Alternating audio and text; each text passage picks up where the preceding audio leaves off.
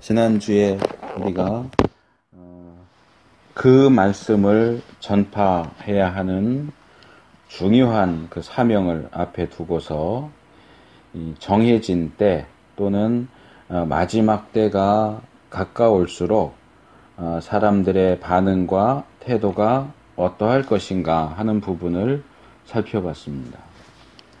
두 개씩 짝을 이루는 두 개의 내용이죠.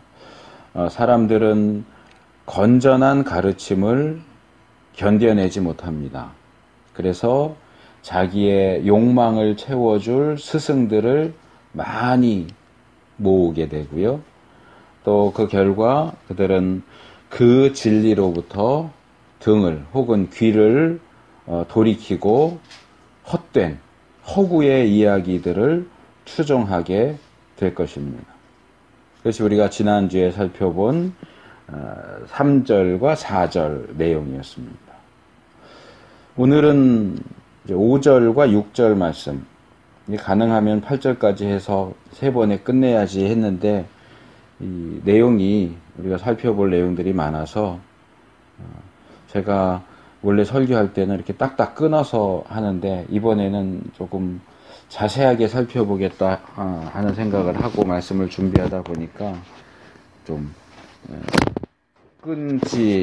보통 우리가 끊어서 보지 않는 부분을 이렇게 묶어서 보고 끊지 않는 부분을 또 끊어서 보고 이렇게 됐어요. 근데 또 나름대로 그런 방식으로 늘 그렇게 보면 안 되겠지만 나름대로 그런 방식으로 성경을 보는 것도 좀 새롭게 성경을 보는 방식이 되겠다. 우리가 너무 일반적으로 보는 그런 방식에서 벗어나서 조금 다르게 보는 것도 성경 본문을 통해서 우리에게 주고자 하는 메시지를, 새로운 메시지를 발견하는데 도움이 되지 않는가 하는 생각을 해봤습니다.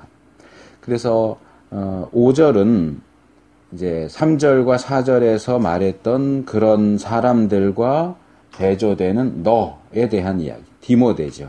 디모데, 그리고 적용적으로 말하면 모든 그리스도인, 그리고 우리들을 포함해서 너는 어떻게 해야 하겠느냐. 그때가 되면 사람들은 이렇게 할 것인데 그러면 너는 어떻게 해야 되겠느냐 하는 이야기가 5절 내용이고, 근데 사실 여기서 이제 단락이 끝나고 6절에서 8절이 이제 새로운 이야기로 넘어가는데, 이제 6절은 5절에서 너가 이렇게 해야 된다라고 얘기하는 그 부분과 관련해서 연결이 돼요. 그래서 바울이 지금 디모데에게 어떻게 해야 할 것을 이야기하는데 6절로 넘어오면 나는 이미 그렇게 다 했다 하는 이야기를 하고 있어요. 나는 다 했다. 그래서 그것을 해야 하는 디모데와 그것을 이미 다 행한 바울 이야기가 서로 대조되면서 제시되고 있습니다. 자, 5절로 넘어가면 이 3절, 4절과 5절은 서로 대조되고 있는데 이 5절의 헬라어 원문을 보면 너라고 하는 이 단어로 이 문장이 시작됩니다. 그러니까 5절 제일 처음에 나오는 첫 번째 단어가 너예요. 너. 또는 너는 이렇게 할 수도 있겠고요. 그래서 이 부분을 소개를 하면 헬라어 원문은 이 앞부분이 이렇게 돼 있어요. 단어의 순서가 너는 그러나 무엇에 뭐든 이렇게 돼 있어요. 그래서 너는 그러나 이렇게 하면 우리 한글 표현에서는 이렇게 안 하죠. 그러나 너는 이게 맞죠. 그러나가 앞에 나오고 그러나 너는 이렇게 해야 이제 맞고, 그래서 이제 번역을 할 때도 그러나 너는 이렇게 한 거고요. 근데 이제 헬라어 표현에서는 지금 말씀드린 것처럼 너는 그러나 이런 표현이 더 일반적이에요. 이제 그리고 할 때는 이 그리고에 해당되는 접속사가 주로 앞에 나오지만 그러나라고 하는 접속사는 뒤에 이제 한 걸음 뒤에 숨어서 이렇게 나와요. 그래서 이것은 헬라어 표현에서는 일반적인 것이라고 말할 수 있는데, 이제 그럼에도 불구하고 이제 3절, 4절, 5절 이렇게 읽다 보면 바울이 이 너라는 단어를 제일 먼저 사용한 것은 뭔가 이유가 있지 않겠는가. 일반적인 표현임에도 불구하고 제가 볼 때는 3절과 4절에 나오는 이 정해진 때에 이렇게 특정한 반응을 보이는 그 사람들과 또 그러한 때일지라도 올바른 태도와 행동을 취해야 하는 디모데, 너를 이렇게 비교하기 위해서 또 더욱더 그렇게 한 것이 아닌가 그런 생각을 합니다. 그래서 때가 되면 이제 믿지 않는 일반적인 사람들은 3절, 4절에서 말한 것과 같은 태도와 행동을 취하게 될 것이고, 그러나 디모데는, 너는, 또 그리스도인은, 우리는 그들과는 달라야 한다. 그들과 대조되고 그들과 비교되는 모습으로 나타나야 한다 하는 거죠. 저는 이 부분 말씀을 읽으면서 디모데 전서에서 바울이 디모데를 향해서 했던 그 표현이 떠올랐어요. 이게 좀 더 실감나고 또 구체적인 그런 표현이 되지 않을까라는 생각이 드는데, 조금 길지만 디모데전서 6장 9절에서 11절을 보면 아주 비슷한 내용, 아주 비슷한 구조로 되어 있는 것을 보게 됩니다. 이것도 역시 이제 마지막 때에는 더 두드러지고 어느 시대나 또 우리가 볼 수 있는 그런 부분인데, 제가 읽어드리면, 부하려 하는 자들은 시험과 올무와 여러 가지 어리석고 해로운 정욕에 떨어지나니 곧 사람으로 침륜과 멸망에 빠지게 하는 것이라. 돈을 사랑함이 일만 악의 뿌리가 되나니 이것을 사모하는 자들이 미혹을 받아 믿음에서 떠나 많은 근심으로써 자기를 찔렀도다. 이게 이제 보통 사람들의 모습이고요. 이제 11절 가면 이제 대상이 바뀌면서 오직 너 하나님의 사람아, 이것들을 피하고 의와 경건과 믿음과 사랑과 인내와 온유를 좇으며 믿음의 선한 싸움을 싸우라. 영생을 취하라. 이를 위하여 내가 부르심을 입었고 많은 증인 앞에서 선한 증거를 증거하였도다. 이렇게 이야기해요. 여기서 이 11절에 오직 너 하나님의 사람아 하는 이 표현은 오늘 본문에 나오는 그러나 너는 이라고 하는 표현과 짝이 되죠. 그러니까 오늘 본문은 상당히 간략하게 그러나 너는 이렇게 얘기하지만, 이 디모데전서 6장 11절에서는 오직 너 하나님의 사람아. 그래서 다른 사람들은 다 그렇게 해도 너만큼은 그러면 안 된다. 왜? 너는 하나님의 사람이니까. 이렇게 대조시키고 있어요. 그러니까 이 부분을 그렇게 표현할 수도 있겠죠. 때가 되면 사람들이 건전한 가르침을 견디지 못하고 이렇게 해서 이렇게 한다. 그러나 오직 너 하나님의 사람아, 너는 그렇게 하면 안 된다. 오히려 너는 더 거기서 한 걸음 더 나가서 하나님이 기뻐하시는 일들을 해야 된다. 의와 경건과 믿음과 사랑과 인내와 온유를 쫓아야 하고, 믿음의 선한 싸움을 싸워야 하고, 영생을 취해야 하고, 그리고 오늘 본문에서처럼 네 가지가 제시되고 있는데, 근신하고 고난받고 전도인의 일을 하고 직무를 다해라. 더 힘들어지지만 그렇다고 해서 중간에서 포기해서는 안 된다. 우리에게는 가야 할 길이 남아있다. 끝 맞춰야 하는 일이 주어져 있다. 그러나 너는 그런 모든 그 이야기들을 함축하고 있는 표현이라고 저는 생각을 해요. 그래서 상당히 좀 강조해서 우리가 읽을 필요가 있지 않을까. 자, 그럼 조금 더 구체적으로 들어가서 세상 사람들이 건전한 가르침과 그 진리에서 등을 돌리고 귀를 막고 자신의 정욕을 만족시킬 다수의 스승들을 두고 헛된 이야기들을 좇는 그런 현실 속에서 우리는 무엇을 어떻게 해야 할까? 바울은 디모데에게 무엇을 어떻게 하라고 이야기하고 있는가? 그게 이제 본문에서 4가지로 나옵니다. 첫 번째는 근신입니다. 근신해라. 이 모든 일에 근신하여 이렇게 했어요. 우리 한글 번역은 조금 아쉬워요. 그러나 너는 모든 일에 근신하여 고난을 받으며 이렇게 번역을 하면 이 근신하여가 고난을 받으며로 멸을 꾸며주는 것처럼 돼요.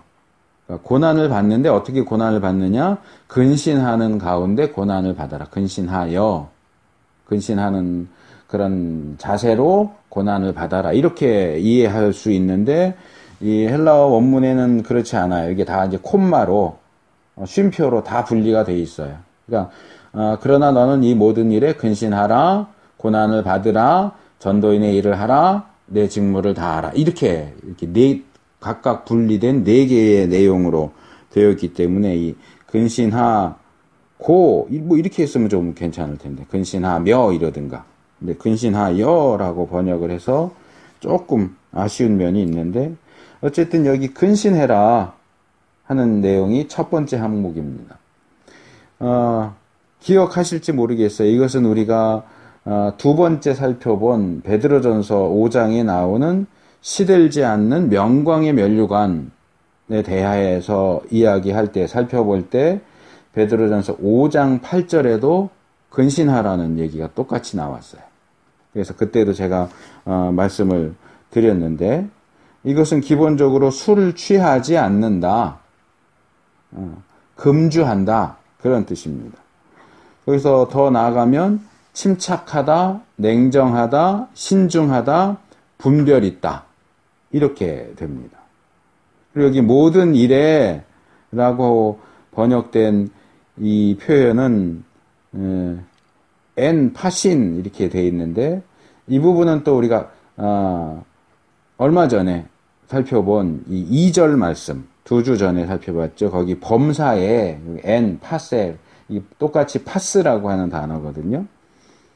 같은 표현이니까 모든 일에 또는 범사에 이렇게도 읽을 수 있지만 동원 가능한 모든 이렇게 읽을 수도 있어요. 그래서 본문의 경우에 제가 볼 때는 모든 일에 이런 일에도 저런 일에도 모든 일에 근신해라 이거보다는 항상 근신해라. 항상 깨어 있어. 너가 동원할 수 있는 모든 이 힘을 다해서 깨어 있어야 된다. 근신하고 있어야 된다. 그런 게 읽는 게 더 나아 보여요. 그리고 이거는 사실상 레위기, 구약 레위기 10장 9절 10절 말씀하고 짝을 이룹니다. 나답과 아비후가 다른 불로 분향을 하다가 여호와 앞에서 죽었어요. 제사장이 된 바로 그날. 그래서 그들의 시체를 치운 다음에 하나님께서 아론에게 직접, 레위기에서는 유일하게 아론에게 직접 말씀을 하시는데 9절에서 주시는 말씀은 뭐냐 하면 너희 제사장들이 성막에 여호와를 섬기러 들어갈 때에는 술 취하면 안 된다. 술 취하지 말아라. 술 취한 상태로 여호와를 섬기겠다고 성막에 또는 성전에 들어가서는 안 된다. 술 취하지 말 것을 명령을 하세요. 그리고 왜 술 취하지 말아야 하느냐 그 이유가 10절 또 11절에서 나오는데 그래야 술 취하지 않아야 뭐가 거룩하고 뭐가 거룩하지 못한지 뭐가 정결하고 뭐가 정결하지 못한지를 분별할 수 있게 되기 때문이다. 그리고 그것을 백성들에게 가르칠 수 있기 때문이다. 그래서 구약은 이제 히브리어고 사용되는 단어도 이렇게 다르게 되어 있지만 거기 술 취하지 말라는 것과 분별한다는 이 단어가 사실 이 단어 안에 이 헬라어 단어 안에 다 들어가 있는 거예요. 근신하라라는 네포라고 하는 이 헬라어 단어에 다 들어가 있는 거예요. 술 취하지 않는다, 금주한다, 분별한다. 침착하고 냉정하게 어떤 상황에서도 신중하게 분별하는 것과 술 취하지 않는 것이 이 헬라어 단어 안에 다 들어가 있는 거예요. 그러니까 술 취하지 말라는 것은 단순히 술 마시지 마, 술 나쁜 거니까 마시지 마, 그런 의미가 아니고 분별하기 위해서 술을 취하지 말라는 거예요. 그러니까 깨어 있어라. 정신을 똑바로 차리고 있어라. 너가 지금 어디에 있는지, 지금이 어떤 때인지, 지금 너 앞에 다가오는 저 사람 또는 저 일 또는 우리 앞에 벌어지는 저 사건이 뭘 의미하는 건지 똑바로 알아야 된다. 그래서 내가 거기에 찬성해야 하는지 반대해야 되는지 그걸 따라가야 하는지 따라가자고 하는데 거부해야 되는지 이런 것들을 올바로 판단하고 올바로 행동해라. 그러기 위해서는 근신해라. 근데 그렇게 본다면 이게 꼭 술만의 얘기는 아니죠. 어떤 사람은 술에 취해서 분별력을 잃지만 어떤 사람은 돈에 취해서 분별력을 잃고요. 어떤 사람은 권력에 취해서 분별력을 잃고요. 어떤 남자들은 여자에 취해서 분별력을 잃고 어떤 여자들은 남자에 취해서 분별력을 잃어요. 우리를 취하게 만드는 것이 술만은 아니라는 거죠. 그래서 무엇이 되었든지 우리로 하여금 분별력을 행사하지 못하게 만드는 모든 것은 우리가 금해야 돼요. 술만 금하는 게 아니고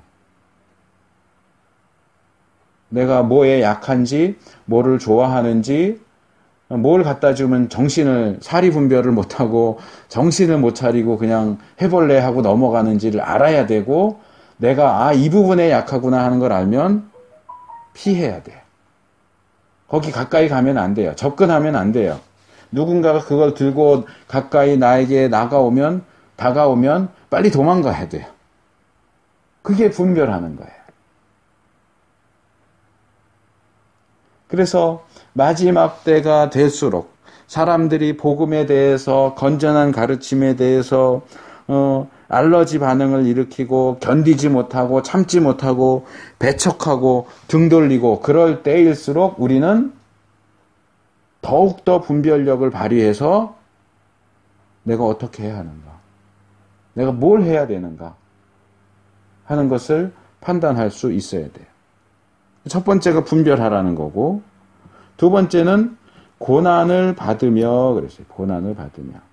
이 번역이 나쁘지는 않은데 조금 오해의 여지가 있어요. 우리말로는 고난과 받는다, 이게 두 개가 같이 있는 것 같지만 원래 헬라어 단어는 한 단어예요. 여기 이제 두 개의 단어가 결합된 복합어예요. 그래서 기본적인 의미는 뭐냐면 어떤 악한 것으로 인해서 고통을 당한다, 그런 말이에요. 악이라는 단어와 당한다 또는 견딘다, 이 단어가 결합된 거예요. 그래서 악으로 고통당한다, 몹시 괴로워한다. 그래서 조금 더 발전된 의미는 고난을 겪다, 고난을 참는다, 이렇게 되는 거예요. 그러니까 기본적인 의미는 고난을 당한다고, 발전된 의미는 그 고난을 견딘다, 그런 의미가 되는 거예요. 이거는 고난을 받으며 이렇게만 이제 읽으면 이게 무슨 고통당하는 것을 즐기는 어떤 변태스러운 사람들을 떠올릴 수도 있는데 그런 사람들이 되라는 얘기가 아니고요. 고통당하는 일을 즐겨라, 그런 의미가 아니고 이 부분은 사실 바울이 여러 곳에서 이야기를 하고요. 그리고 특별히 디모데에게는 상당히 많이 여러 번 이 이야기를 하는 것을 볼 수 있게 됩니다. 디모데후서 3장 12절에서 무릇 그리스도 예수 안에서 경건하게 살고자 하는 자는 핍박을 받으리라 그랬죠. 우리가 이 3절과 4절 내용을 이제 염두에 두고서 이것을 읽으면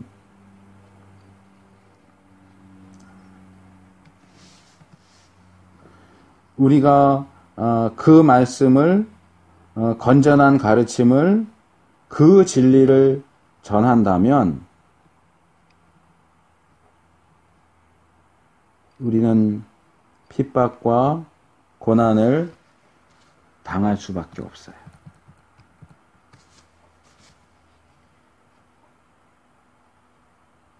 세상은 그 말씀, 그 진리, 건전한 가르침을 좋아하지 않아요.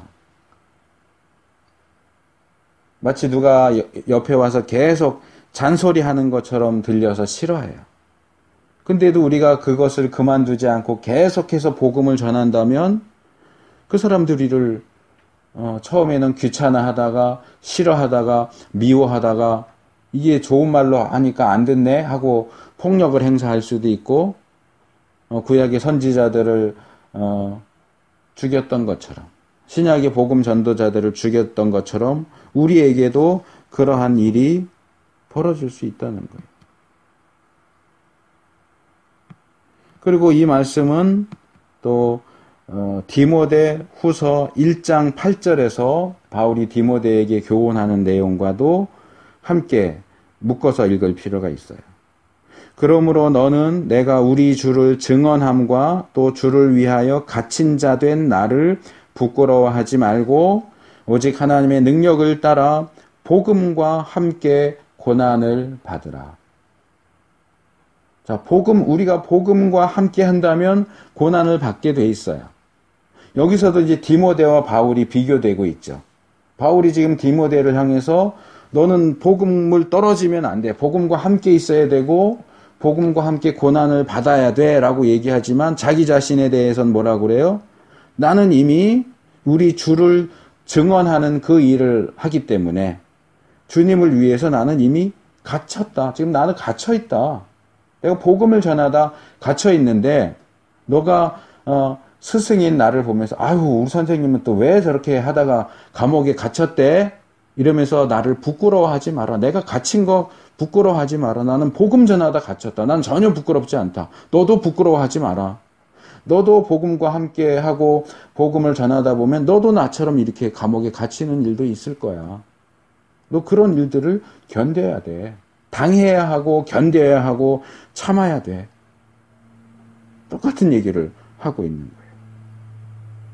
그래서 여기 있는 표현들을 빌리자면 우리는 바울처럼 우리 주님을 증언하는, 전도하는 그 일로 인하여 또 우리 주님을 위하여 그리고 복음과 함께 갇히는 데까지 고난을 받아야 돼요.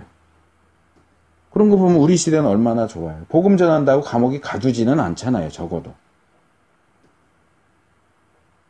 근데 그런 때가 올 거예요. 너 누구 마음대로 복음을 전하래. 복음 전하는 거 금지되어 있는데 너 가자. 그래서 감옥에 가두는 그런 때가 올 거라고요. 그러면 감옥에 가는 게 두려워서 벌 받는 게 두려워서 복음을 버릴 겁니까?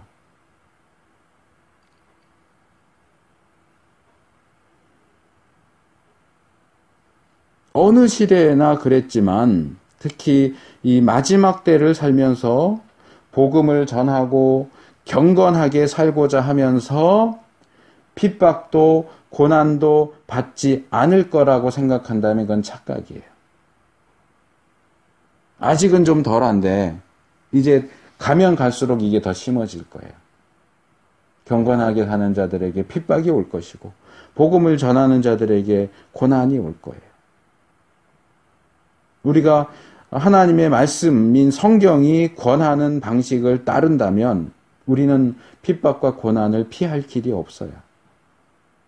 그런 의미에서 우리는 고난을 받아야 하는 거예요. 우리가 복음 전도와 경건한 삶을 포기하지 않는 한 핍박과 고난은 우리의 곁을 떠나지 않을 것이고 그렇기 때문에 우리는 그런 핍박과 고난을 당할 때에 그것을 이상하게 여기서는 안 된다. 베드로 전서 4장 12절에서 말하는 것처럼 사랑하는 자들아 너희를 연단하려고 오는 불시험을 이상한 일 당하는 것 같이 이상히 여기지 말고. 그건 당연한 거다. 그래서 마음 준비를 해야 돼요. 전혀 생각하지 못했다가 예수님 믿는데 왜 예수님 믿는다고 나를 이렇게 힘들게 해? 핍박해? 에이, 그만 믿지 뭐. 이렇게 되면 안 돼요. 내가 예수님 잘 믿으면 어려움이 생길 거구나. 핍박이 올 거구나. 고난이 오게 되어 있구나. 라고 뭐 지금 당장은 그렇지 않을지라도 그 마음을 먹고 준비를 해야 돼요. 그리고 이것은 단순히 고난을 당하는 것만이 아니고 거기서 한 걸음 더 나가서 고난을 참고 견디는 것도 포함하는 내용입니다. 우리는 우리에게 임하는 핍박과 고난을 당연한 것으로 여겨야 할 뿐만 아니라 그런 핍박과 고난에도 불구하고 그것을 견디면서 우리가 가야 하는 길을 중도에 포기하지 말아야 합니다. 그리고 바로 그 일에 있어서 우리에게 모범이 되는 산 증인이 바울인 거예요. 바울이 자기에 대해서 얘기하면서 뭐라고 그래요? 오늘 살펴보진 않겠지만 7절로 가면 나는 내가 달려갈 길을 다 달려갔다. 나에게 맡겨진 일을 다 끝냈다. 믿음을 지켰다. 어렵다고 힘들다고 해서 믿음을 버리지 않고 난 믿음을 끝까지 지켰다. 그렇게 얘기하죠. 그래서 우리에게 우리가 이미 당하고 있는, 또는 당하고 있는, 또는 당하게 될 핍박과 고난이 어떠한 것이든지 우리는 끝까지 견디고 버텨야 합니다. 그 핍박과 고난은 영원히 계속되는 게 아니고 언젠가는 반드시 끝나게 됩니다. 우리에게 남은 건 뭐냐? 우리가 그것을 버티고서 버틴 상태에서 끝나느냐, 버티지 못한 상태에서 끝나느냐 하는 거예요. 그리고 이 버티느냐, 끝까지 견디느냐 하는 것은 이제 8절 가서 말씀드리겠지만 이 의의 면류관을 받는 두 가지 자격 중에 하나예요. 그 8절을 가만히 보면 이제 바울이 의의 면류관에 대해서 이야기하는데 이제 미리 슬쩍 말씀드리면 의의 면류관이 주어지는 경우가 두 개예요. 하나는 바울처럼 자기에게 맡겨진 사명을 끝까지 완수했을 때에 의의 면류관이 주어져요. 그게 이제 1절부터 우리가 살펴본 그 내용이에요. 복음을 전하고 맡겨진 사명을 완수하고 디모데에게 그것을 명령하면서 나는 이미 완수했다. 난 다 끝냈다. 그래서 예수님께서 의로우신 재판장이신 예수님께서 나에게 의의 면류관을 주실 거다. 그러니까 너도 끝까지 견뎌. 끝까지 너에게 주어진 사명을 완수해. 그러면 너에게도 의의 면류관이 주어질 거야. 근데 거기서 끝나는 게 아니고 좀 더 나아가죠. 그러나 이 의의 면류관이 나한테만 주어지는 게 아니고 주의 나타나심을 사모하는 자에게도 주어진다. 그러면 첫 번째 조건은 복음 전파 사명을 완수하는 사람에게 주어진다가 되고, 두 번째 조건은 주의 재림을 사모하는 자에게 주어진다. 이렇게 되는데 사실 이 두 개가 관련이 없어 보이잖아요. 복음 전파 사역을 하는 것과 주의 재림을 사모하는 것. 우리가 상을 줄 때는 이 의미가 하나로 통해야 되잖아요. 공부 잘하는 사람은, 잘한 사람은 우수상. 조금만 더 잘하면 되겠다 그러면은 장려상. 이렇게 달라지잖아요. 출석을 끝까지 잘했다 그러면 개근상. 출석을 끝까지 잘했는데 우수상 주지 않아요. 공부를 잘했는데 개근상 주지 않고요. 근데 의로운 면류관은 말하자면 충성한 사람에게 주어지는 상인데 충성한 사람에게만 주어지는 게 아니고 재림을 사모하는 자에게도 주어져요. 이게 조건이 맞지 않는 것처럼 보여요. 근데 이게 맞지 않는 게 아니고 이 1절부터 내용을 쭉 살펴보다 보면 사실 이 두 개가 같은 거라는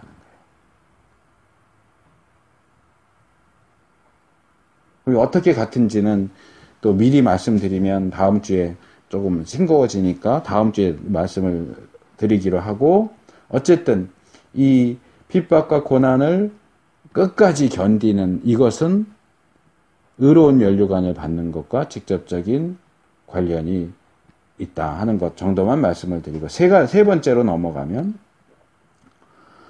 세 번째 이 부분은 이제 헬라어 원문을 보면 제일 처음에 나온 게 일이에요. 일. 그 다음에 행한다, 복음 전파자, 이렇게 세 단어로 이렇게 되어 있어요. 전도인의 일을 하며.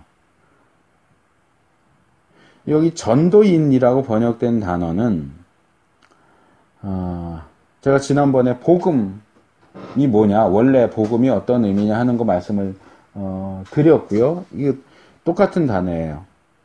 그러니까 복음을 전한다. 복음은 유앙겔리온, 헬라어로 유앙겔리온.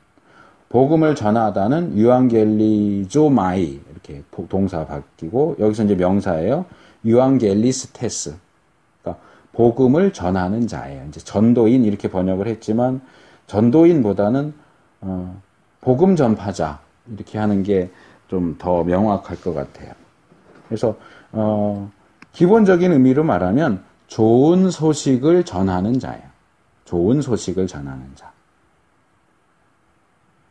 그리고 일반적인 의미에서 이 좋은 소식은 뭐 전쟁에서의 승리나 이제 왕에게 아들이 없는데 계승자가 될 왕자가 태어났다거나 이런 게 이제 보통 이 헬라 문화권에서 이제 좋은 소식이, 유앙겔리온은 원래 그런 걸 가리켜요. 그런데 이제 기독교로 넘어오면 기독교에서 좋은 소식, 이제 이거를 복음 이렇게 번역을 했는데, 복된 소식 했는데, 기독교적인 의미에서의 좋은 소식이라고 하는 건 특별히 예수 그리스도를 통한 구원에 대한 좋은 소식이에요. 뭐 우리가 다 알지만 조금 더 풀어서 말하자면, 우리가 우리의 힘과 노력으로는 구원 얻을 수 없는 상황에서 예수님의 십자가와 부활을 통해서, 부활의 그 공로를 통해서 우리가 예수님을 믿기만 하면 구원을 얻을 수 있게 되었다라고 하는 좋은 소식이죠. 그러니까 이 복음이라고 하는 건 이렇게 복된 소식, 이렇게 더 풀어서 있는 내용들을 상당히 압축적으로 번역을 한 것이고, 이런 복된 소식을 전하는 사람이 복음 전파자 또는 개역이 말하는 전도인이에요. 그렇게 보면 디모데와 모든 그리스도인들과 그리고 우리에게 주어진 이 직분과 사명이 얼마나 귀한 것인가 하는 것을 생각할 수 있어요. 현실에서는 이렇게 복음 전파자 또는 전도인들은 이 불신자들로부터, 때로는 신자들로부터도 멸시와 핍박과 고난을 받는 것이 사실입니다. 하지만 우리는 이러한 현실보다도 우리에게 주어진 이 직무와 사역이 하나님 앞에서 얼마나 귀하고 중요한 것인지에 초점을 맞춰야 돼요. 그건 정말 중요하고 다른 사람들이 안 하기 때문에 더더욱 꼭 해야만 하는 일이다 라고 할 때에는, 사람들이 반대한다고 할지라도, 핍박한다 할지라도 그 길을 가야 하는 겁니다.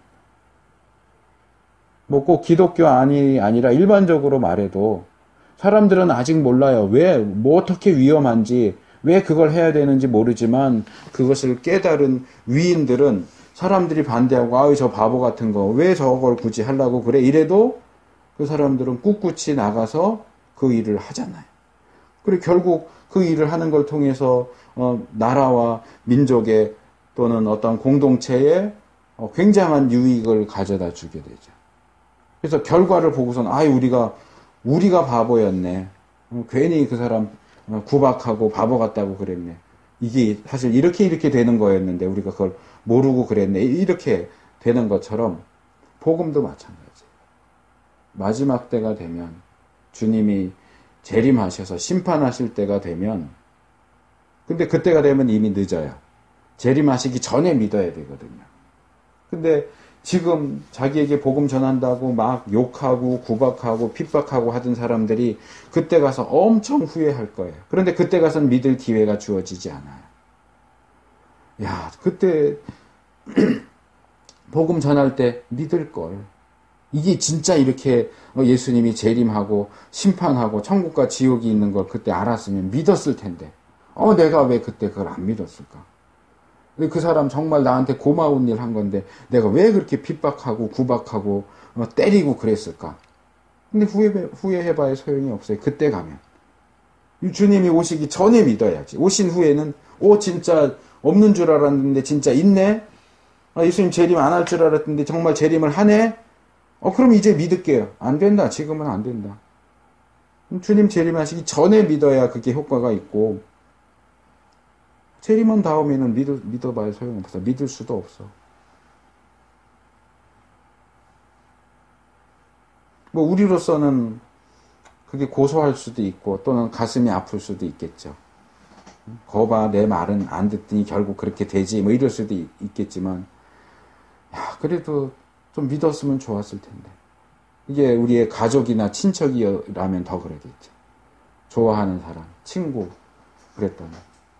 그때 내가 좀 구박을 더 받더라도 좀 더 강력하게 복음을 전했어야 했는데. 믿게 했어야 됐는데. 그러면 믿든지 말든지, 너 그렇게 복음 전한다가 나 구박하는데 너 그러다가 지옥 간다? 이러고 끝내지 말 것을. 구박 좀 한다고 해도 좀 견디고, 그래도 좀 더 권하고, 그래도 좀 더 복음 전해서 믿도록 도와줬어야 되는데. 아마 참으로 구원받은 하나님의 백성이라면 그때 가서 지옥 가는 영혼들을 보면서 고소하다 이러진 않을 거예요. 예레미야가 남유다 왕국의 멸망을 그렇게 선포하다가 사람들에게 핍박받고 죽을 위협도 여러 번 당하지만 결국 유다가 망하는 걸 보면서 고소하다 그러지 않잖아요. 울잖아요. 울면서 예레미야 애가를 쓰잖아요. 나라가 이렇게 망해서 내 마음이 아프다. 우리가 복음을 전했는데 받아들이지 않고 핍박하고 그러던 사람이 결국 심판받아서 지옥 가게 되는 모습을 보면서 우리 마음이 고소하지는 않을 것 같아요. 안타깝겠죠.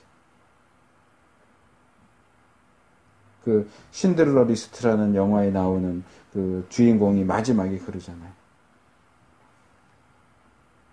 내가 끼고 있는 이 반지, 이거 팔았으면 한 사람이라도 더 구할 수 있었을 텐데. 이 양복 팔았으면 한 사람이라도 더 구할 수 있었을 텐데. 자책하죠. 많은 유대인들을 구해놓고선도 내가 좀 더 희생했으면, 내가 좀 더 헌신했으면 한 사람이라도 더 구할 수 있었을 텐데 못 구했다. 후회하죠. 아마 우리가 그렇게 될 거예요.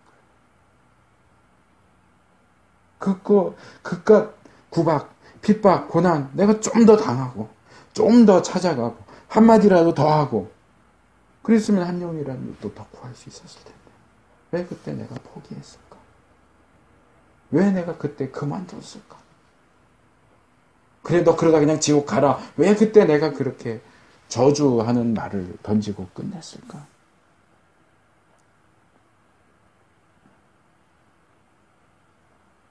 우리는 끝을 알잖아요.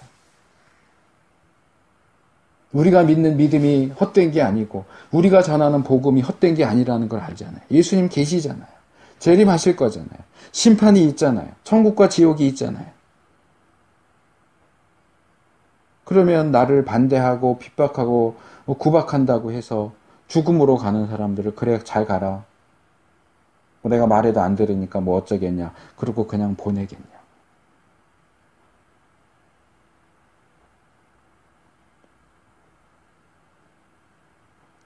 핍박과 고난이 있다고 해서 복음 전파에 그 길을 가는 것을 포기한다면 그 사람은 아마도 참된 하나님의 백성이 아닐 겁니다. 우리가 정말로 세상에 취해 있지 않고 깨어서 바르게 분별한다면 이런 핍박과 고난 상황 속에서 우리가 그럼에도 불구하고 어떤 태도와 입장을 취해야 하는지 너무 분명하잖아요. 자, 네 번째로 넘어오면 내 직무를 다하라 그랬어요. 이 부분을 이제 직역하면 너의 그 직무를 완전히 수행해라 이렇게 할 수 있어요. 여기 직무라고 번역된 단어는 한 번쯤 들어보셨을 수 있는 단어인데 디아코니아라고 하는 단어예요. 이 일반적인 의미로는 섬김, 봉사, 구제, 직무, 나눔 뭐 이런 건데 특별히 기독교 안에서는 특별한 의미로 집사를 가리켜요. 집사를 가리키는 단어예요. 그러니까 집사는 어떤 사람이냐? 섬기는 사람이에요. 봉사하는 사람이에요. 특별히 구제와 재정적인 문제를 맡아서 일하도록 세운 직분이 집사 직분이에요. 그래서 섬긴다 하는 이 단어, 디아코니아라는 단어를 그대로 집사라는 직분을 가리키는 용어로 사용을 하는 거죠. 근데 여기 이제 특별히 거기에 정관사가 붙어서 그 직분이에요. 그 직무. 그리고 너의 그 직무. 그러니까 이 너의 그 직무는 바로 앞에서 나온 복음 전파자예요. 복음 전파자의 그 직분 또는 복음 전파자로서의 너의 그 사명. 이렇게 이해할 수 있겠죠.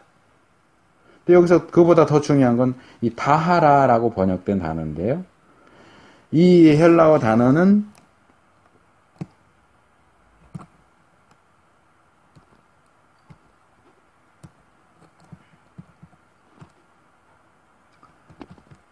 원래 가득 채운다 그런 뜻이에요. 그러니까 뭐 물독 이런 거를 물 길어다가 이렇게 해서 가득 채운다. 가득 채운다. 그래서 여기서 이제 완전히 수행한다. 완수한다. 끝낸다. 성취한다. 완성한다. 이런 의미예요. 그러니까 바울이 지금 디모데에게 얘기하는 건 뭐냐 하면 복음 전파자로서의 너의 그 직분과 직무를 끝까지 완전히 채워서 완성해라. 중간에 포기하지 말고 그만두지 말고 3절과 4절에서 말한 것과 같은 그런 상황이 벌어져도 또 5절에서 말한 것 같은 그런 고난이 핍박이 오더라도 너에게 주어진 그 복음 전파자로서의 직무를 끝까지 붙들어야 하고 마지막 한 방울까지 채워 넣어서 끝을 내야 되는 거예요. 끝을 봐야 되는 거예요. 그러니까 지금 여기서 나오는 이 네 개의 그 표현, 깨어 있어라, 분별해라, 그 다음에 고난을 당하라, 고난을 견뎌라, 복음을 전해라, 그 다음에 그 직무를 끝까지 마쳐라. 이게 지금 다 비슷한 어떤 색깔을 가지고 있어요. 뭐냐? 끝내라. 너에게 주어진 그 일을 끝까지 해내라. 중간에 포기하지 말고 끝까지 해내라. 라고 이야기하는 거죠. 그리고 이 부분이 이제 6절 내용하고 연결이 되죠. 자, 관제와 같이 벌써 내가 부음이 되고 나의 떠날 기약이 가까웠도다. 지금 바울이 디모데에게 요청하고 있는 그 일은 참 완수하기에 참 어려운 일처럼 보여요. 어떻게 그렇게 끝까지 할 수 있을까? 중간중간에 그 포기하고 싶은 유혹이 굉장히 많을 텐데 또 외적으로도 고난과 핍박이 있고 내적으로도 갈등과 고민이 있을 텐데 어떻게 흔들림 없이 끝까지 갈 수 있을까? 그런 사람이 과연 있기나 할까? 그런데 지금 바울이 내가 있잖아 라고 얘기하는 거예요. 그 완수한 인물이 있어요. 바로 바울이에요. 그래서 이제 5절까지는 디모데에게 해주는 얘기고 6절 이하도 물론 디모데에게 해주는 이야기이기는 하지만 6절로 넘어가면 바울이 자기 얘기를 하고 있는 거예요. 자기 얘기를. 이 6절 시작 부분은 이렇게 되어 있어요. 헬라어 단어 나오는 단어대로 하면 내가가 제일 먼저 나와요. 내가 왜냐하면 이미 이렇게 되어 있어요.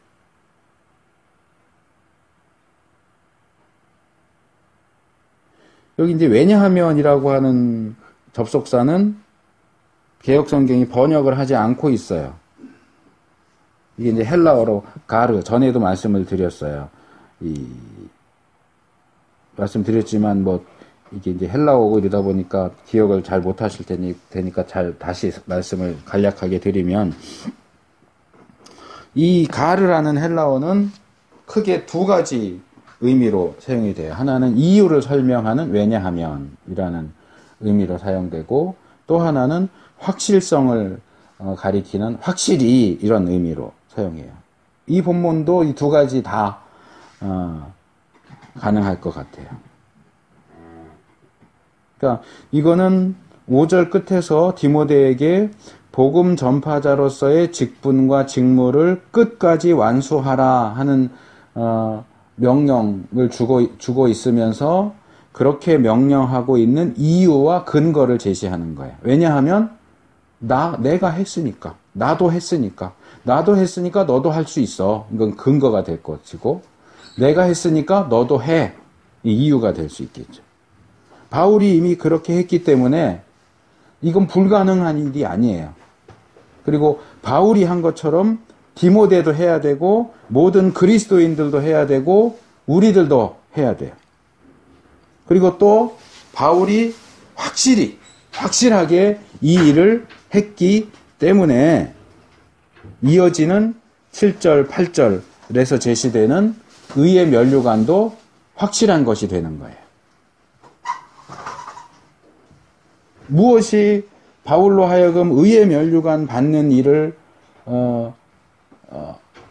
확증해 주느냐? 그가 확실히 이 모든 일들을 감당했기 때문이에요.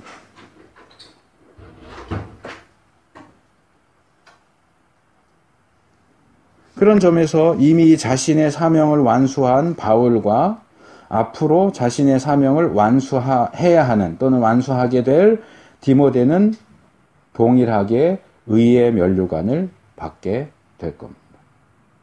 그래서 바울이 자기 자신에 대해서 이제 자기의 사명 완수에 대한 내용을 5가지로 이야기를 해요.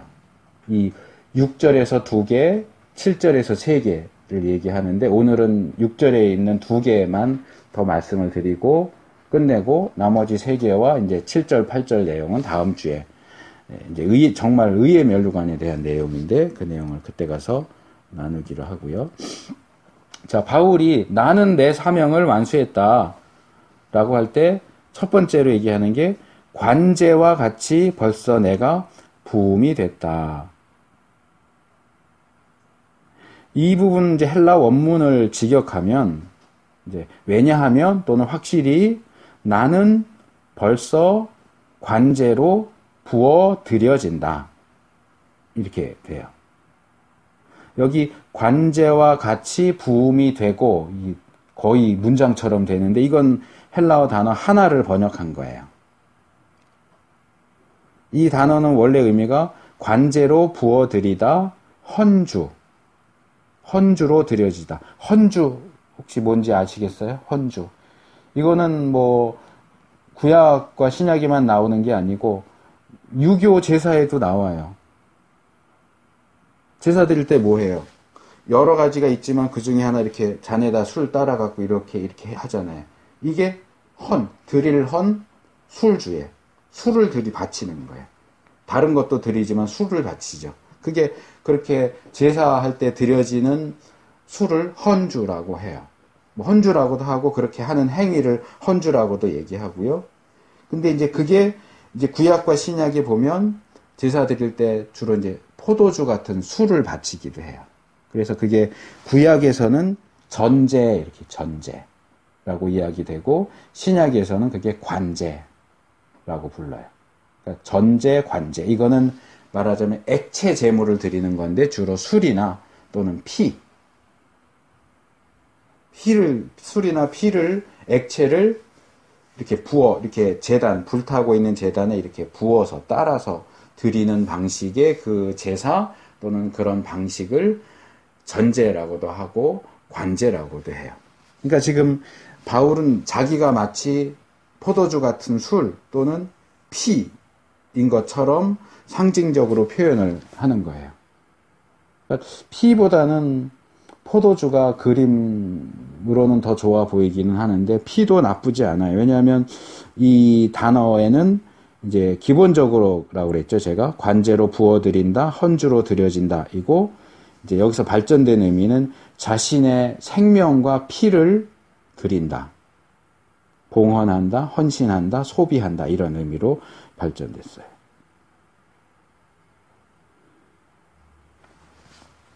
그러니까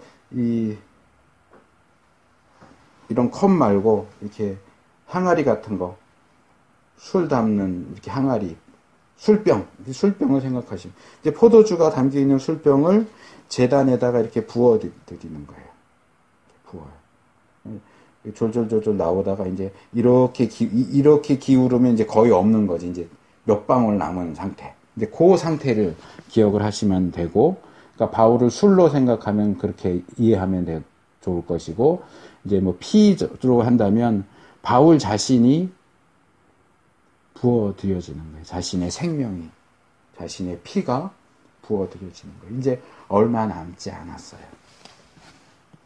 근데 여기 이제 또 주목해서 생각할 게 있는데, 이 단어가 이제 관제와 같이 부음이 되고라는 이 단어가 본문에서는 현재 수동태로 사용되고 있다는 거예요. 이제 조금 생소하고 어려울 수 있겠지만 한번 잘 귀를 기울여서 들여보세요. 이게 앞에 부사 벌써가 있잖아요. 벌써라고 하는 단어를 생각한다면 현재형이 아니라 과거형으로 사용되어야 할 것 같아요. 벌써 부어드려졌다. 이렇게 해야 맞을 것 같은데 벌써라고 해놓고서는 부어드려지고 있다. 현재 부어지고 있다. 라고 현재형으로 사용을 하고 있단 말이에요. 근데 제가 이 벌써라는 단어를 살펴보니까 여기에는 벌써 또는 이미 이런 뜻만 있는 게 아니고 바로 지금, 이제, 지금까지, 이때까지 이런 의미도 가지고 있어요. 그러니까 이게 벌써 부어지고 있다 그러면 조금 뭔가 안 맞는 것 같지만 지금 부어지고 있다 이러면 말이 되잖아요. 현재형으로.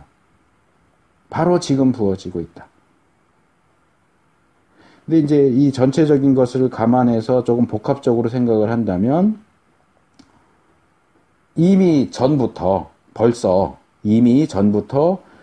부어졌고 지금까지도 지금 부어지고 있는 거예요. 그래서 결론적으로 말하면 이제 부을 게 거의 남아있지 않은 상태예요. 이제 거의 다 끝났어요.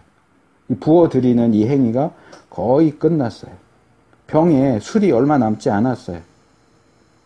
사실 남김없이 다 부어졌다 이렇게 과거형으로 말하면 바울이 지금 살아있으면 안 돼요. 죽어야죠. 근데 아직 죽진 않았잖아요. 그러니까 이 미묘한 뉘앙스를 살려주고 있는 상당히 정확한 표현이라고 볼 수 있을 것 같아요. 그러니까 거의 다 부어졌어요. 그리고 이제 또 하나 생각할 것은 이게 수동태라는 거죠. 그러니까 바울이 스스로 자신을 부어드리는 게 아니에요. 누군가에 의해서 바울이 부어지고 있어요. 그 누군가가 누굴까? 근데 바울이라고 할 수도 있겠죠. 바울이 자신을 부어드린다라고 생각할 수 있지만 이거는 문법적으로 불가능해요. 왜냐하면 우리말에는 이런 문법 형태가 없는데 헬라어에는 우리나라에는 능동태와 수동태만 있는데 헬라어에는 중간태라는 게 있어요. 이 독특한 형태의 문법은 뭐냐 하면 행위의 주체도 나고 객체도 나예요. 그러니까 내가 나를 부어지게 만드는 거예요. 그러면 이 바울이 자기 스스로를 부어지게 만들었다 이렇게 하면은 그게 딱 맞는데 문제는 본문에서 바울이 중간태를 써야 할 것 같은데 중간태를 안 쓰고 수동태를 쓰고 있다는 거죠. 그러니까 행위의 주체가 바울이 아니에요. 누군가가 바울을 지금 붓고 있어요. 그래서 바울은 부어지고 있어요. 그럼 이 누구가 누구냐? 여기 이제 헬라어, 성경에 기록된 헬라어에도 좀 독특한 게 몇 가지가 있는데 그 중에 하나가 요거는 뭐 꼭 아셔야 하는 건 아니지만 상당히 중요한 게 있어요. 알아두시면 더 좋지 않을까 하는 생각이 있어요. 신적 수동태라는 거예요. 신적. 디바인 패시브라고 하는 거예요. 인간적 하는 것처럼 신적. 그 다음에 수동태. 수동태는 아시는 거예요. 이 신적 수동태라고 하는 건 뭐냐면 지금처럼 수동태가 사용되는데 자, 수동태면 행위하는 자가 있고 행위를 받는 자가 있잖아요. 지금 여기처럼 행위를 받는 자는 누구예요? 바울이에요. 누군가가 바울에게 뭔가를 지금 하고 있어요. 그러면 그 바울에게 뭔가를 하고 있는 게 누구인지도 보통 이야기가 되어져야 하거든요. 근데 이 신약 헬라어에서는 이렇게 수동태를 쓰면서 대상은 얘기하지만 행위의 주체가 누군지를 얘기하지 않는 경우가 있어요. 그것을 전부는 아니지만 그것들 가운데는 신적 수동태에 해당되는 게 있어요. 그건 뭐냐 하면 누가 행위의 주체인지는 말하지 않지만 그 행위의 주체가 신이라는 거예요. 하나님이라는 거예요. 그러니까 하나님이 뭔가를 하셔서 인간에게 어떤 일이 벌어진다. 인간이 수동적으로 그걸 받는다라고 할 때는 하나님이 바울이 부어지도록 하셨다. 뭐 바울은 하나님에 의해서 부어지고 있다. 이렇게 하면 명확한데 하나님을 빼버리는 거예요. 기록을 하지 않아요. 그래서 바울이 부어지고 있다. 이건 이제 신적 수동태로 보면 하나님을 넣어서 읽으면 되는 거죠. 바울은 하나님에 의해서 부어지고 있다. 부어짐을 당하고 있다. 뭐 이런 문법에 대한 내용까지 얘기하냐, 이런 건 우리가 몰라도 되는데 라고 생각하실 수 있는데 저는 이게 적용적인 측면에서 중요하다고 생각을 해요. 이 이야기를 굳이 한 이유가 이거예요.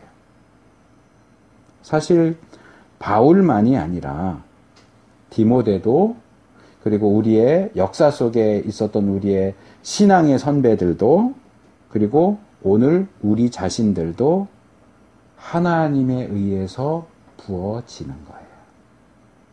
우리는 뭔가 우리가 한다고 생각을 하는데 사실은 우리가 하는 게 아니라 하나님이 하시는 거예요. 바울이 지금 나는 이제 내가 할 거 다 끝냈다라고 말하지만 바울이 쓴 편지들을 보면 바울이 자기에게 주어진 사명을 완수하기까지 얼마나 힘들게 일했고 얼마나 고생했는지 우리가 발견할 수 있어요. 그런데 바울이 이제 특별히 그 고린도전서 15장 10절에서 어떻게 보면 자기의 사역을, 고린도전서는 그렇게 끝에 쓰여진 건 아니지만 나름대로 이 점검하면서 이렇게 얘기를 하죠. 그러나 나의 나된 것은 하나님의 은혜로 된 것이니 내게 주신 그의 은혜가 헛되지 아니하여 내가 모든 사도보다 더 많이 수고하였으나 내가 모든 사도보다 더 많이 수고하였으나 내가 아니요 오직 나와 함께 하신 하나님의 은혜로다. 뒤에는 몰라도 앞에 거 나의 나된 것은 하나님의, 이거는 하나님의 은혜로 된 것이니 이거는 많이 알려진 표현입니다. 바울이 수고했어요. 다른 어떤 사도들보다 더 많이 수고했어요. 그러면 그쯤 되면 내가 했어 이럴 수 있잖아요. 그런데 바울은 내가 다른 어떤 사도들보다 가장 많이 수고했지만 내가 한 게 아니야. 그러죠. 내가 한 게 아니야. 누가 했어요? 하나님이 하셨어. 하나님이 나로 하여금 하게 하셨어. 그래서 내가 한 것이긴 하지만 사실은 하나님이 하신 거야. 이게 바로 여기서 바울이 부어짐을 당하고 있다. 하나님이 바울을 부으시고 계시다 하는 이야기가 우리에게 보여주고자 하는 메시지예요. 결국에는 우리도 바울과 같은 고백을 하게 될 거예요. 지금은 우리가 아등바등해요. 어떻게든 좀 믿음대로 살려고, 하나님 기쁘시게 하려고 아등바등하고, 고난도 당하고 핍박도 당하고 또 이런 노력도 하고 저런 노력도 하고 다 해요. 근데 우리가 우리의 달려갈 길을 다 마친 후에 지금 바울이 이런 이야기를 하는 것과 같은 그 자리에 가게 되면 우리도 바울과 같이 고백하게 될 거예요. 그래, 나 이 땅에서 수고 많이 했다. 노력 많이 했다. 정말 힘들 일도 많았었고 중간에 포기하고 싶은 때도 많았는데 어쨌든 결국에는 나는 나에게 맡겨진 사명을 다 했다. 그런데 내가 그 길을 다 와서 보니까 내가 한 게 아니야. 하나님이 하셨어. 이 고백을 우리도 결국에는 하게 될 겁니다. 자, 마지막으로 나의 떠날 기약이 가까웠도다. 이제 개역 성경의 번역은 상당히 간단하게 이해가 되지만 헬라어 원문은 좀 더 길어요. 일단은 번역이 안 된 접속사 그리고 그때 정관사가 붙어서 때인데 정관사가 붙었어요. 그때 그 다음에 또 정관사가 붙어서 그 출발 떠날 그랬는데 이건 명사예요. 출발이에요. 출발. 그 출발 그 다음에 나의 가까이 왔다 이렇게 되어 있어요. 자, 바울은 하나님에 의해서 부어지고 있고 이제 병에 남아있는 것은 거의 없어요. 이걸 이제 또 다른 그림으로 그리는 거예요. 그래서 이제 그가 이 세상으로부터 하나님 나라로 향해 출발할 시간이 됐어요. 가까이 왔어요. 여기 이제 기약이라고 번역됐는데 이 단어는 헬라어 카이로스예요. 이 단어가 지금 2절에 때를 얻든지 유카이로스 못 얻든지 아카이로스 그 다음에 3절에 때가 이르리니 할 때 때에 이어서 네 번째로 이 카이로스라는 단어가 계속 사용되고 있어요. 그래서 기약보다는 때가 더 좋지 않을까. 그래서 이 때는 참 중요해요. 우리 신앙생활에 있어서 때가 참 중요해요. 모든 존재는 시간과 공간 안에서 존재하고 활동합니다. 그렇기 때문에 우리가 아무런 생각 없이 감각 없이 그냥 살아갈 것이 아니라 내가 위치해 있는 자리가 어딘지, 공간이 어딘지, 내가 위치하고 있는 시간, 때가 언제인지를 알아차리고 분별해야 돼요. 그래서 뭐 일반적으로 말해도 때와 장소를 가려서 행동해야 될 거 아니에요. 제가 어제 그 강의하는 신학교 학장님 돌아가셔서 병명은 정확히 모르겠는데 왜 암인가 뭐 이래서 한 1년 정도 투병하시다가 돌아가셨어요. 그래서 거기 갔다 왔는데 장례식장에 갔는데 가서 하고 막 웃고 그러면 되겠어요? 장례식장에 가서 때와 장소를 못 가리는 거잖아요. 장례식장 가면은 경건하게 이렇게 하고 있어야지 막 웃고 떠들고 그러면 사실은 안 맞는 거예요. 애 돌 잔치에 가가지고 이렇게 막 침울하게 장례식장 온 것처럼 하고 있으면 되겠어요? 때와 장소를 가려야 돼요. 그리고 그건 우리의 일반적이고 일상적인 삶에서가 뿐만 아니라 우리의 신앙생활에 있어서도 때와 장소를 가리는 게 중요해요. 그래서 바울이 뭐 이런 얘기도 하는 이제는 자다가 깰 때라. 자, 자는 것도 필요하죠. 잘 때에는 자야 되는데 깨야 될 때도 자면 어떻게 해요? 깰 때가 됐으면 깨야죠. 잘 때는 자야겠지만.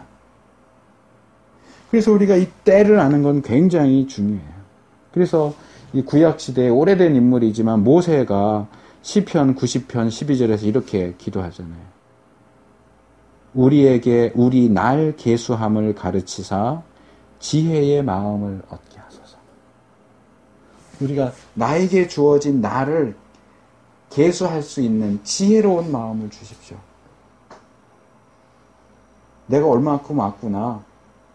물론 죽는 날을 알 수 있는 사람은 없겠지만 이제 얼마큼 왔구나. 얼마큼 남았겠구나.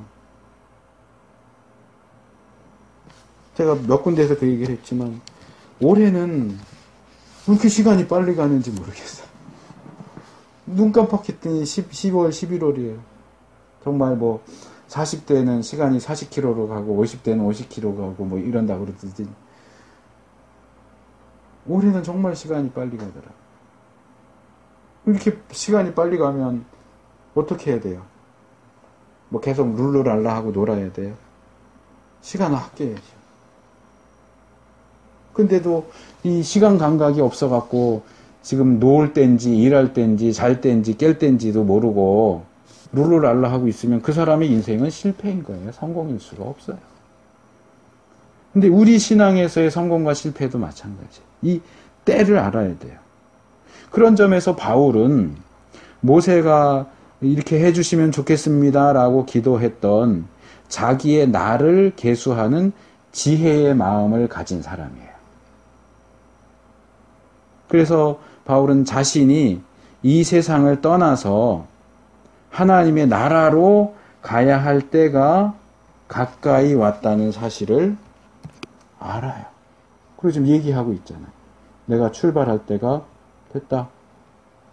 가까이 왔다. 여기 가까이 왔다라고 번역된 이 단어는 기본적으로 위에 둔다, 뭐 위에 선다, 곁에 선다, 가까이 온다, 나타난다, 임박하다, 습격하다, 뭐 이런 여러 가지 의미가 있는데 여기서는 이제 특별히 완료형으로 사용됐어요. 완료, 미완료, 완료 이렇게 하는데 미완료는 아직 안 끝난 거고 행동이 안 끝난 거고 완료는 끝난 거예요. 그러니까 가까이 오고 있다가 아니고 가까이 왔다예요. 벌써 왔어요. 이제 가기만 하면 돼요. 그러니까 여기서는 저는 그 그림을 그렸어요. 자, 기차역입니다. 많은 사람들이 배웅을 하러 나왔고요. 바울이 이제 출발할 기차에 탔습니다. 기차는 요즘 전기라서 그런 게 없지만 막 이 하얀 연기를 뿜어내면서 삐 하고 이제 칙칙폭폭 칙칙폭폭 하고 이제 곧 출발하려고 하고 있어요. 거기서 이제 바울이 자기를 배웅하러 온 사람들에게 야, 잘 있어라. 나 이제 간다. 손을 들고 있는 거예요. 이제 출발만 하면 돼요. 바로 그 장면이에요. 그리고 이 부분을 보면서 제가 또 하나 생각했던 게 뭐냐 하면 바울은 더 이상 이 세상에서의 자기의 삶에 대한 미련이 남아있지 않아요. 다 끝냈어요. 하나도, 이거 하나 좀 더 했으면 좋겠는데, 이걸 못해서 아쉬워. 아니, 없어요. 바울은 정말 자기가 할 거 다 끝냈고요. 이제 속 시원하게, 후련하게 다 끝내고 이제 가기만 하면 돼요. 바울이 다른 곳에서 했던 말들을 들어보면 이 대조가 확실하게 나타나요. 좀 길지만 빌립보서 1장 20절에서 24절을 제가 읽어드릴게요. 나의 간절한 기대와 소망을 따라 아무 일에든지 부끄럽지 아니하고 오직 전과 같이 이제도 온전히 담대하여 살든지 죽든지 내 몸에서 그리스도가 존귀히 되게 하려 하나니 이는 내게 사는 것이 그리스도니 죽는 것도 유익함이니라. 그러나 만일 육신으로 사는 이것이 내 일의 열매일진데 무엇을 가릴는지 나는 알지 못하노라. 내가 그 두 사이에 끼었으니 떠나서 이제 죽어서 그리스도와 함께 있을 욕망을 가진 이것이 더욱 좋으나 그러나 내가 육신에 거하는 것이 너희를 위하여 더 유익하리라. 지금 감옥에 갇혀서 썼거든요. 빌립보서는. 그래서 거기서 내가 죽을지 살지 몰라요. 근데 사실 자기는 죽어서 예수님 곁에 가는 게 더 좋대요. 그런데 자기가 살아야 빌립보 교회를 비롯한 모든 교회들이 더 유익을 누릴 수 있잖아요. 그래도 내가 사는 게 너희들한테는 더 좋겠지. 나는 죽어서 예수님 곁에 가는 게 좋은데 내가 살아야 그래도 몇 년이라도 살아야 너희한테 더 유익을 주지 않겠냐. 그러니까 아직 뭐라 그럴까? 미련이 좀 남은 거예요. 이제는 나 없어도 되잖아. 나는 예수님 곁으로 가는 게 좋아. 나 갈게. 이렇게 안 하잖아요. 그래도 내가 살아야 너희가 좀 더 유익하지 않겠냐.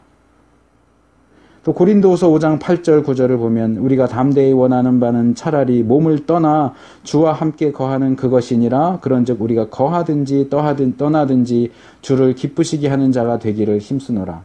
이 빌립보서 아까 읽어드린 앞부분하고도 비슷하죠. 여기서도 거하든지 떠나든지 죽든지 살든지.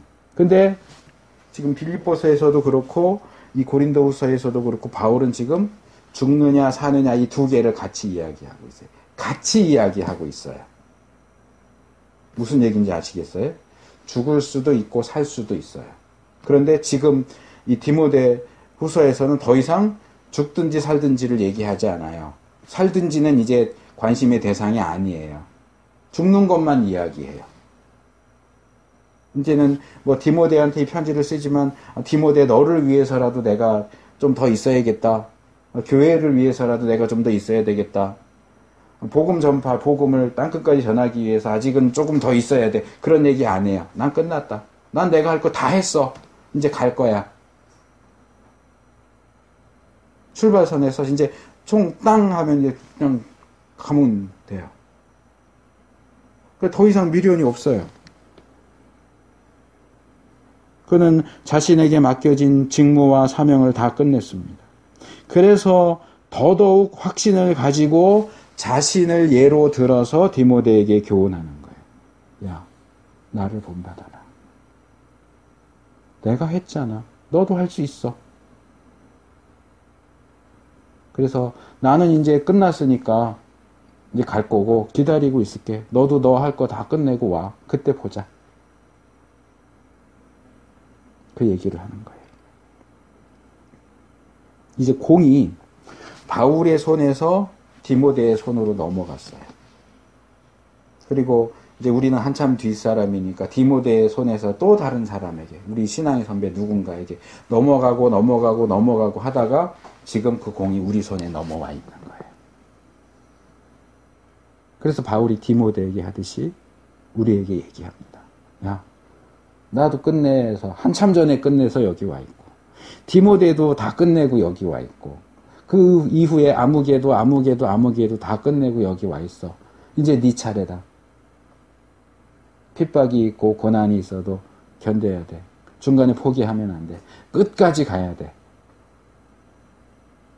끝까지 가서 너에게 맡겨진 그 복음 전파자의 사명, 너에게 주어진 직무 끝까지 완수해서 하나님 나라에서 보자.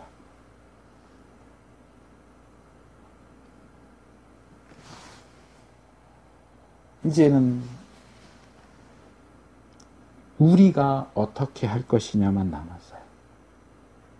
아까도 앞에서 얘기했지만 버티는 가운데 끝낼 것인가, 결국 버티지 못하고 포기한 상태로 끝낼 것인가. 끝은 와요. 결국은 끝이 안 올 것 같지만 끝은 와요. 반드시 와요.